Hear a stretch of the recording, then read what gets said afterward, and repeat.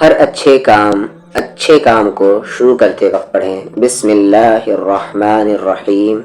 لفظی ترجمہ کچھ یوں ہے، بسمی یعنی کہ نام کے ساتھ، اللہ کے، بسم اللہ اللہ کے نام کے ساتھ، الرحمن جو بے حد مہربان ہے، الرحیم جو ہمیشہ رحم کرنے والا ہے۔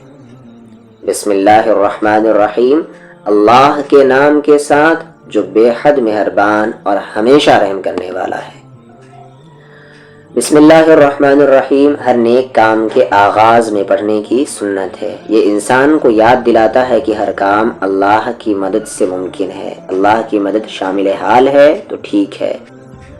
یہ دعا اللہ کی نعمتوں اور طاقت کو تسلیم کرنے کا ذریعہ ہے، ایکسپٹ کرنے کا ذریعہ ہے۔ بندہ اس بات کا اعتراف کرتا ہے کہ ہر کام اللہ کی اجازت اور قدرت سے ہی ممکن ہے۔